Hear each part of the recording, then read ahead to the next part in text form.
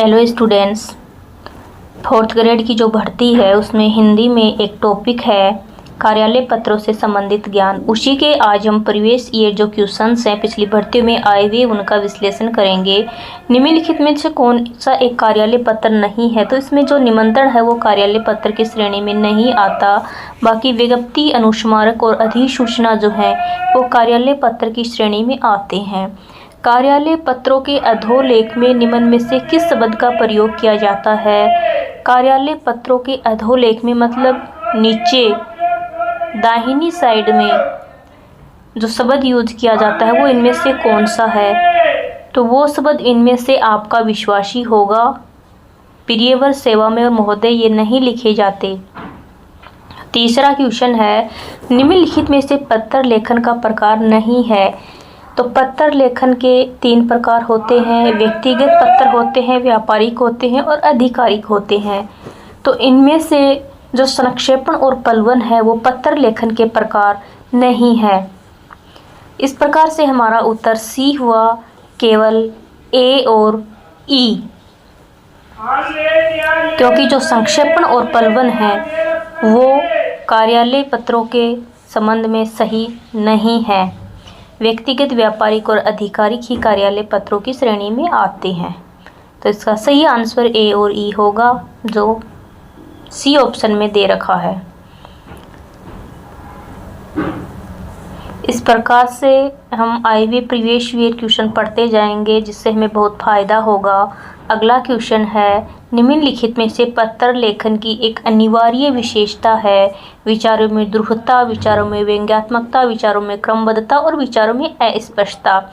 तो इनमें से सही उत्तर होगा विचारों में क्रमबद्धता होनी चाहिए, क्योंकि पत्र लेखन में विचारों में क्रमबद्धता होना बहुत ज़रूरी है। निम्नलिखित में से सरकारी पत्र के अंतर्गत नहीं आता। अगला हमारा क्वेश्चन 5 नंबर का ये है जो CET 2024 में पूछा गया है। कार्यालय पत्रों की बात करें तो इसमें निमंत्रण पत्र नहीं आता, बाकी प्रीपत्र, ज्ञापन और अनुस्मारक आते हैं। अगला जो क्वेश्चन है वो है हमारा, निम्नलिखित में से कौन एक सरकारी पत्र है? तो इनमें से परिचय पत्र, शोक पत्र और निमंत्रण पत्र सरकारी पत्र को श्रेणी में नहीं आते। केवल जो ज्ञापन है वो ही सरकारी पत्र की श्रेणी में इन ऑप्शंस में से आता है। तो हमारा राइट आंसर होगा ज्ञापन।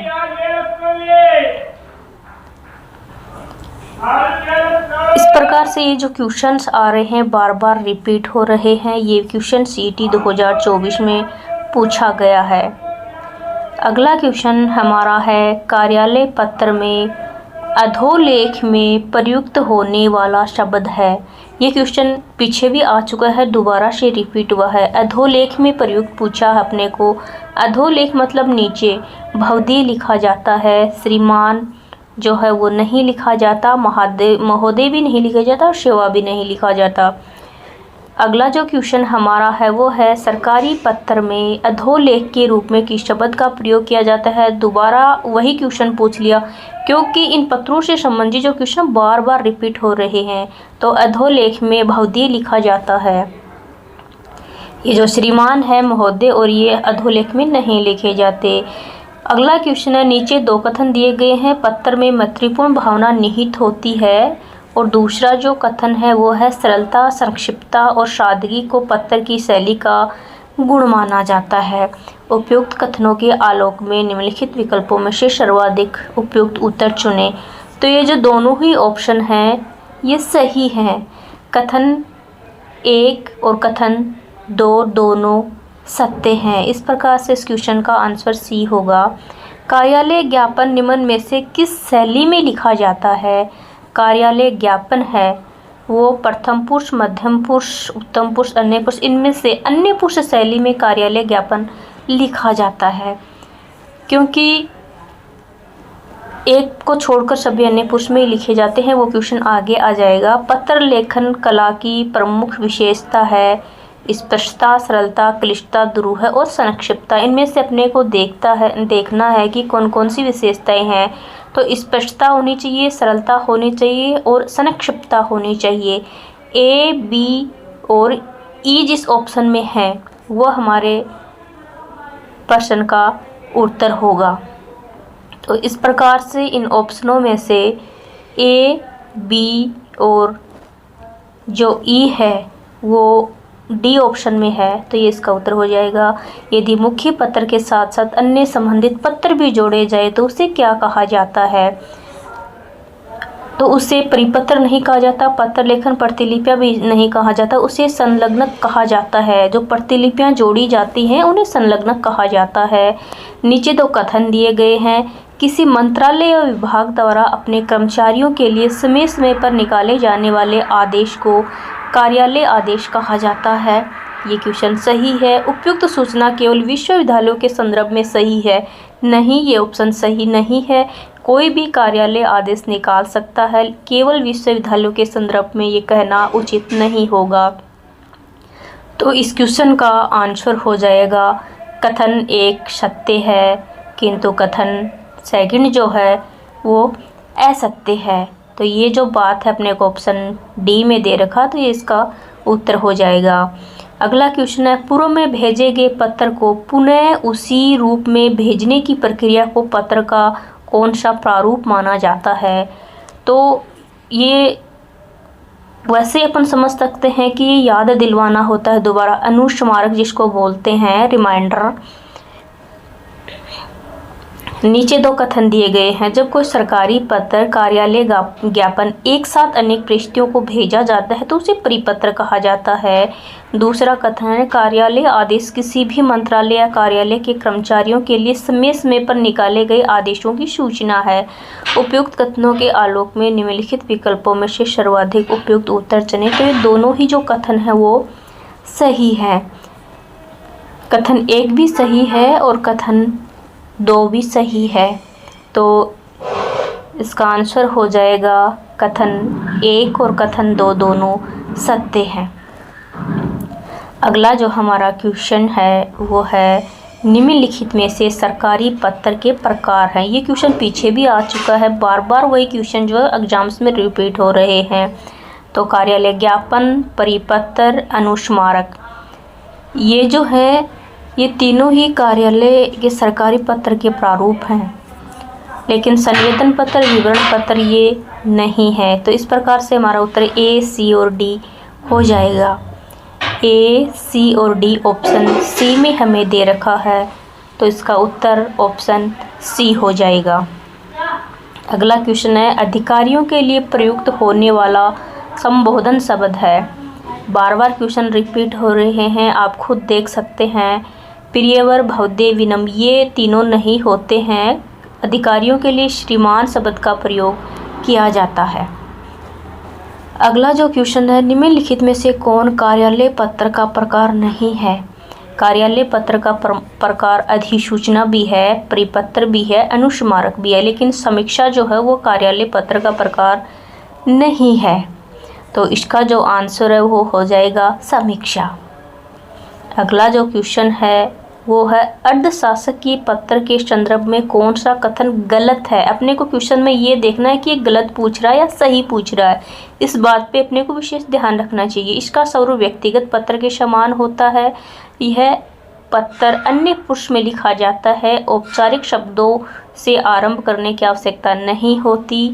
प्राय समान स्तर के अधिकारी के साथ ऐसा पत्र व्यवहार होता है। तो ये जो है ये अन्य पुरुष शैली में नहीं लिखा जाता। उत्तम पुरुष शैली में अर्धशासकीय जो पत्र होते हैं वो लिखे जाते हैं। तो इसका आंसर हो जाएगा बी। अगला जो प्रश्न है, सभी सरकारी पत्र लिखे जाते हैं। अब देखिए आप, सभी सरकारी जो पत्र वह अन्य पुरुष शैली में लिखे जाते हैं, लेकिन अर्धशासकीय जो पत्र है वो उत्तम पुरुष शैली में लिखा जाता है। निविदा सूचना का उद्देश्य क्या होता है?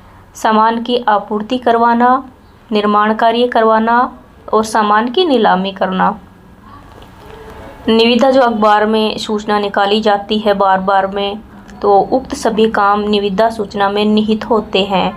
निम्न में से कार्यालय पत्र का सही भेद नहीं है। दोबारा बार बार वही क्वेश्चन जो हैं रिपीट हो रहे हैं। कार्यालय पत्र का भेद नहीं है। परिपत्र भी है, अधिसूचना भी है, समरण पत्र भी है। जो आवेदन पत्र है वो इसका आंसर हो जाएगा क्योंकि ये इसमें शामिल नहीं है। कार्यालय पत्र का मसौदा लिखते हुए सबसे पहले किसका उल्लेख किया जाता है? सबसे पहले कार्यालय पत्र का मसौदा लिखते हुए सबसे पहले किसका उल्लेख किया जाता है? पत्र क्रमांक का, अपनी समस्या का, अधिकारी की कुशलता का, अपने स्थान का। तो सबसे पहले अपने स्थान का जो है वो ऊपरी ऊपर उल्लेख किया जाता है, फिर दाहिनी और पत्र क्रमांक और फिर दाहिनी और दिनांक लिखा जाता है। किसी पद पर नियुक्ति प्राप्त करने हेतु लिखे गए पत्र का प्रारूप क्या होता है? तो अपन किसी वैकेंसी के लिए फॉर्म भरते हैं तो उसको आवेदन पत्र बोलते हैं, तो वही इस क्वेश्चन में पूछा गया है। अगला क्वेश्चन है, कार्यालय पत्र में निम्नलिखित में से क्या नहीं लिखा जाता? कार्यालय पत्र में क्या नहीं लिखा जाता, ये इस क्वेश्चन में पूछा गया है। तो पत्र भेजने वाले अधिकारी के घर का नाम, पता, स्वनिर्देश, भवदीय, संदर्भ, संबोधन, महोदय या मान्यवर। तो इसमें पत्र भेजने वाले अधिकारी के घर का नाम और जो पता है वो नहीं लिखे जाते, तो इसका आंसर हो जाएगा ए ऑप्शन। अगला जो क्वेश्चन है, निम्नलिखित में से कौन सा सरकारी पत्र नहीं है? अनुस्मारक, अधिसूचना और परिपत्र, ये तीनों ही हैं, लेकिन ये जो आवेदन पत्र है ये सरकारी पत्र का प्रकार नहीं है। ये क्वेश्चन पीछे भी आ चुका है। पूर्व में किसी व्यक्ति या अधिकारी को भेजे गए पत्र का जवाब न आने पर जो समन पत्र भेजा जाता है उसे अनुस्मारक कहते हैं। अनुस्मारक को इंग्लिश में रिमाइंडर बोलते हैं। ये कई बार भेजा जा सकता है। निम्नलिखित में से कौन सी कार्यालय पत्र की विशेषता नहीं है?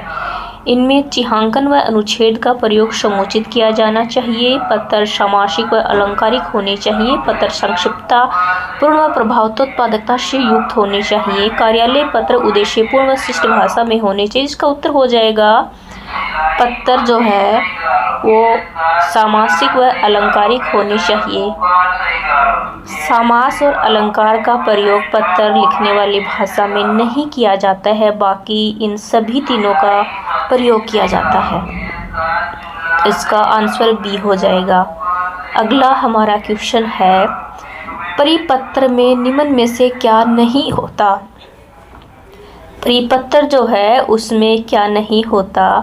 पृष्ठांकन नहीं होता क्या? विषय नहीं होता? अधिकारी का पदनाम नहीं होता या संबोधन नहीं होता? तो इसमें अधिकारी का जो पदनाम है वो नहीं लिखा जाता, बाकी सभी चीज़ें लिखी जाती हैं। नियम, आदेश, अधिकार और नियुक्ति संबंधी गजट में प्रकाशित सूचना है। जब भी गजट का नाम आ जाए तो आपको अधिसूचना उत्तर करना है। प्रत्येक क्वेश्चन में गजट में प्रकाशित एक ही चीज़ होती है, वो है अधिसूचना। अगला क्वेश्चन है, उत्तम पुरुष में लिखा गया व्यक्तिगत नाम से संबोधित सरकारी पत्र है। पहले भी ये क्वेश्चन आ चुका है। सभी पत्र अन्य पुरुष शैली में लिखे जाते हैं, लेकिन अर्धशासकीय पत्र जो होते हैं वो उत्तम पुरुष शैली में लिखे जाते हैं। अगला क्वेश्चन है, एकाधिक अधिकारियों या विभागों को प्रेषित सरकारी पत्र को कहते हैं। एक से अधिक अधिकारियों या विभागों को प्रेषित सरकारी पत्र को परिपत्र कहते हैं। अगला जो क्वेश्चन है, कार्यालय आदेश में सबसे ऊपर होता है। कार्यालय आदेश में सबसे ऊपर कार्यालय का नाम लिखा जाता है, तो इस क्वेश्चन का आंसर हो जाएगा ए, कार्यालय का नाम। अगला हमारा क्वेश्चन है, अधिसूचना का प्रकाशन कहाँ होता है? ये क्वेश्चन दोबारा रिपीट हो गया है। गजट का नाम आते ही अधिसूचना उत्तर करना है या उल्टा पूछ लिया है। अधिसूचना राजपत्र या गजट में प्रकाशित होती है, तो इसका आंसर हो जाएगा द, राजपत्र या गजट। अगला क्वेश्चन है, पूर्व में प्रेषित पत्र का स्मरण दिलाने के लिए भेजा गया पत्र कहलाता है। बार बार ये क्वेश्चन रिपीट हो रहे हैं। इसका आंसर होगा अनुस्मारक, रिमाइंडर जिसको इंग्लिश में बोलते हैं। कार्यालय पत्रों की भाषा होती है। कार्यालय पत्रों की जो भाषा है वो औपचारिक भाषा होती है, न कि बोलचाल की काव्यात्मक सरल भाषा नहीं होती, तो इसका आंसर हो जाएगा बी, औपचारिक भाषा। अगला क्वेश्चन हमारा है, पत्र जिस व्यक्ति को लिखा जाता है उसे कहा जाता है, उसे प्रेषिती कहा जाता है, और जिसके द्वारा लिखा जाता है, भेजा जाता है, उसे प्रेषक कहा जाता है। तो इस क्वेश्चन का आंसर हो जाएगा प्रेषिती। प्रेषक जो होता है वो भेजने वाला या पत्र को लिखने वाला प्रेषक होता है। अगला क्वेश्चन है, परिपत्र किस श्रेणी में आता है? परिपत्र जो है, जिसको इंग्लिश में सर्कुलर बोलते हैं, तो वो कार्यालय पत्र से संबंधित होता है, क्योंकि हम कार्यालय पत्र ही पढ़ रहे हैं। अर्ध सरकारी पत्र के बारे में कौन सा कथन गलत है? इसमें पाने वाले को पदनाम से संबोधित किया जाता है। ऊपर संस्था का कार्यालय के नाम, स्थान आदि का उल्लेख, यथा स्थान, दिनांक और क्रमांक का उल्लेख होता है। ऊपर बाईं ओर प्रेषक का नाम और पदनाम लिखा जाता है।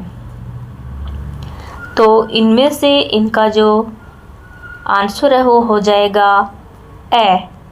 इसमें पाने वाले को पदनाम से संबोधित किया जाता है, ऐसा नहीं होता। सरकारी पत्रों में सामान्यतः किस संबोधन का प्रयोग होता है?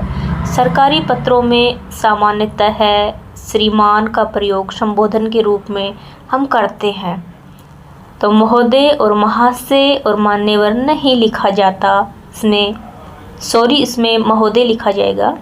विभिन्न घटकों में से सरकारी पत्र में कौन सा घटक नहीं होता? सरकारी पत्र में संबोधन होता है, अभिवादन होता है, स्थान का नाम और दिनांक। क्या नहीं होता? इसके अंदर अभिवादन जो है वो नहीं होता। निम्न में से कौन सा प्रारूप गजट में प्रकाशित होता है? ये क्वेश्चन बार बार एग्जाम्स में आता है, इसको ध्यान में रखना। इसका उत्तर हो जाएगा अधिसूचना। अधिसूचना गजट में प्रकाशित होती है। कई बार एग्जाम्स में ये क्वेश्चन पूछा जा चुका है। और अगला क्वेश्चन है, परिपत्र किस श्रेणी में आता है? परिपत्र जो है वो ये जो है कार्यालय पत्रों की श्रेणी में आता है, तो इसका आंसर हो जाएगा ब। अगला जो हमारा क्वेश्चन है वो है, कार्यालय पत्र में सबसे ऊपर लिखा जाता है। ये क्वेश्चन भी बार बार रिपीट हो रहा है। तो सबसे ऊपर कार्यालय का जो स्थान है वो लिखा जाता है।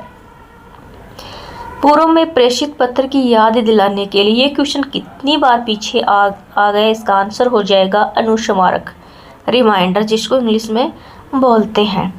अगला जो हमारा क्वेश्चन है वो है, व्यावसायिक एवं प्रशासनिक क्षेत्र में पत्र लेखन क्या कार्य करता है? स्थायी प्रलेख का, कुशलमय पूछने का, शिष्टाचार निभाने का, आमंत्रण देने का। तो इसमें इसका उत्तर क्या हो जाएगा? पत्र लेखन का कार्य स्थायी प्रलेख का होता है। टिप्पण लेखन में उच्च अधिकारी किस ओर हस्ताक्षर अंकित करता है? तो टिप्पणी लेखन में उच्च अधिकारी किस ओर हस्ताक्षर अंकित करता है? तो इसका उत्तर हो जाएगा दाईं ओर। अगला हमारा क्वेश्चन है, एक ही पत्र जब एक साथ कई प्रेषितों को भेजा जाता है तो उसको परिपत्र बोलते हैं। ये क्वेश्चन कई बार आता है, जिसको अपने को ध्यान में रखना है। इन्हीं क्वेश्चंस में से अपने एग्जाम में क्वेश्चन आएंगे, तो इसका आंसर हो जाएगा परिपत्र। अगला जो क्वेश्चन है, कार्यालय पत्रों की भाषा कैसी होनी चाहिए? सरल, मुहावरेदार, औपचारिक बोलचाल। तो इनमें से इसका आंसर हो जाएगा औपचारिक भाषा। कार्यालय पत्रों की भाषा औपचारिक भाषा होती है। अगला क्वेश्चन है, कौन सा पत्र 100 से अधिक संख्या में किसी को भेजा जा सकता है? 100 से अधिक बार किसी को भेजा जा सकता है परिपत्र। एक साथ में 100 से अधिक को भेजा जाता है परिपत्र, भेजा जा सकता है। किसी सरकारी पत्र का उत्तर प्राप्त होने में देरी हो जाए तो पुनः याद दिलाने के लिए जो पत्र लिखा जाता है उसे रिमाइंडर बोलते हैं, और हिंदी में इसको अनुस्मारक बोलते हैं। तो इसका उत्तर हो जाएगा बी। उत्तम पुरुष शैली में लिखा जाने वाला पत्र है। उत्तम पुरुष शैली में केवल अर्धशासकीय पत्र लिखे जाते हैं। अगला जो क्वेश्चन है, अर्धशासकीय पत्र में अधिकारी को संबोधित करने की शैली होती है। अधिकारी को संबोधित करने की शैली जो होती है वो होती है, प्रिय श्री रमेश। अपने मोहल्ले में सफाई के अधिकारी को लिखे जाने वाले संबोधन का क्या रूप होगा? सफाई का काम नगर पालिका करती है, तो श्रीमान अध्यक्ष नगर पालिका इस क्वेश्चन का आंसर हो जाएगा। कैसा लगा आज का हमारा वीडियो? प्लीज़ कमेंट में